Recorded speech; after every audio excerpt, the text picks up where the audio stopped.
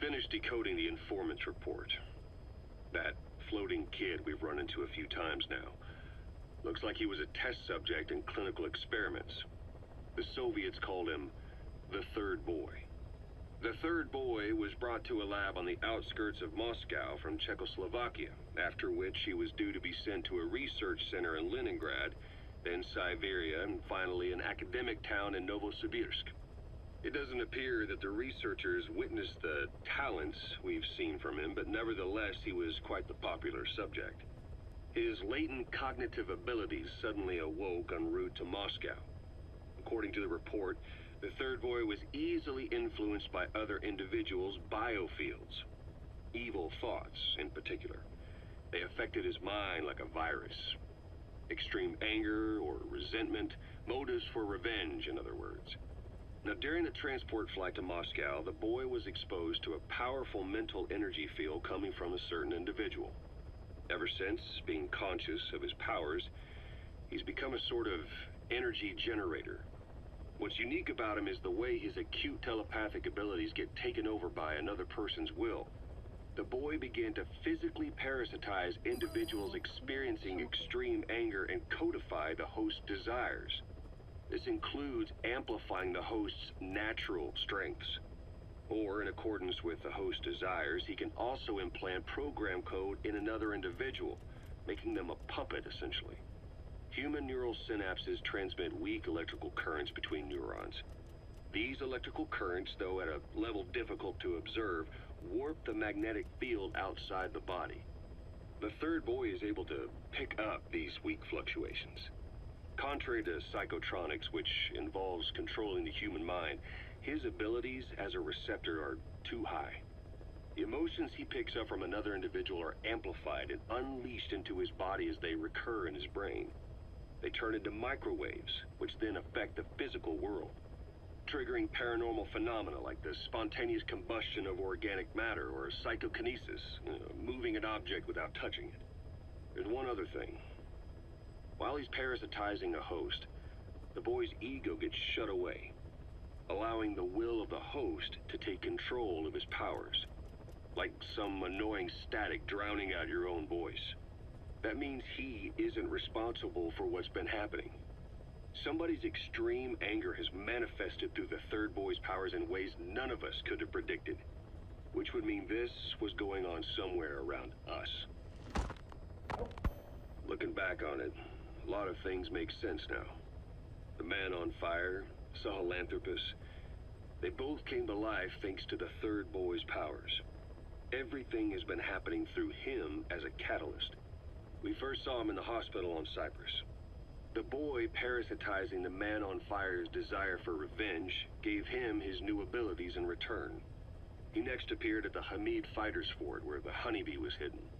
There, the boy parasitized Skullface's vengeful mind. He controlled Sahelanthropus, making it do whatever Skullface wanted. Same goes for when we extracted Emmerich onto the chopper.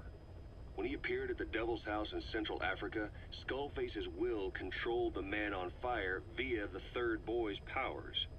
Everything is clear up to this point. But even the informant couldn't pinpoint who the host was in the cave within Serac power plant. Sahelanthropus suddenly became active, then crushed not only the man on fire, but Skullface as well. Surely neither of them could have been the host. Who else was at that location and bore anger more extreme than either of them? Whose will was controlling Sahelanthropus? According to the report, emotions transmitted in children's brains affect the surrounding magnetic field more strongly. Cerebral nerves are covered with insulation called myelin sheaths to increase impulse speed. The reason for this leakage has to do with the fact that children's myelin sheaths are still developing. So, how many children do you remember being there? Children with a burning desire for revenge and bearing a grudge against you. I can think of only one. Eli. We don't know what kind of life he's had, but the resentment he's shown toward adults is nothing short of extraordinary. The Third Boy resonated with Eli's mind. And that means Eli bore the strongest animosity of all individuals within the boy's reception range, estimated to be a 3-mile radius, beating out even Volgan and Skullface. The third boy's probably remained hooked on Eli's anger since. You remember at the Devil's House, the third boy showed an interest in Shabani? That must have been his ego making a rare appearance. He may possess abilities far beyond anyone else in the world, but he's still a kid. Maybe them both being kids was enough to bring them together. And if so, maybe with Eli, he isn't feeding off him, but acting in symbiosis with him. So what kick-started the third boy's powers? If we look at the location and time that his plane went down, we can make a pretty good guess. When the plane experienced the first anomaly, it gave an accurate report of its position to a control tower, due north of the Black Sea, 125 miles east of Kiev. Dead south on the Black Sea is Cyprus's Green Line. So the plane's position was directly north of the hospital where you'd been asleep for 9 years. And this anomaly was reported at exactly the same time that you woke up. The plane was enveloped in flame from the inside out. The fuselage burnt to ashes. There were no survivors, at least not publicly admitted. Your thoughts formed a synchronicity with the boy's psyche and were amplified inside his brain. That would have been more than enough to trigger his abilities. Your rage was like a big bang in his head, blowing the lid off his powers. The boy was then secretly moved to the lab outside of Moscow where Volgan was comatose. There, Volgan's thoughts resonated with the boy and he was awakened. Volgan became the man on fire, hell-bent on getting revenge on you. His instincts led him straight to you. Skullface knew Volgan from Operation Snake Eater, or perhaps from even before. Monitoring this pair of extraordinaries, he discovered the hospital and sent his assassin and XOF. Skullface was probably watching the situation from close by. Then, realizing how useful these two test subjects could be, he approached them. Reacting to Skullface's thirst for revenge, this time the boy let Skullface's will control Volgan.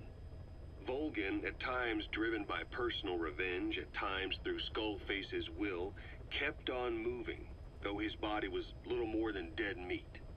Perhaps there were moments where even your thoughts affected him as well. But without the boy's power, it was like the plug had been pulled from the socket. Everything was powered by anger, malice, revenge. This is how the end of the report sums things up. Both the third boy and the man on fire were originally test subjects of paranormal research for military applications, like telekinetically controlling the leader of an enemy nation and making him launch a nuke, or stopping the heart of someone on the wrong side of the Berlin Wall, experimenting with latent human abilities. They were used as tools of the Cold War. The boy's only crime was being born with unique gifts. But he was sacrificed on the altar of war. His life reduced to slavery under other people's wills.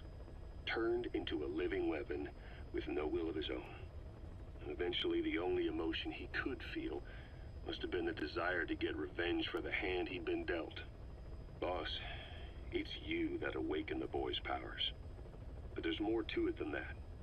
I guess the anger emanating from you was something he could truly relate to.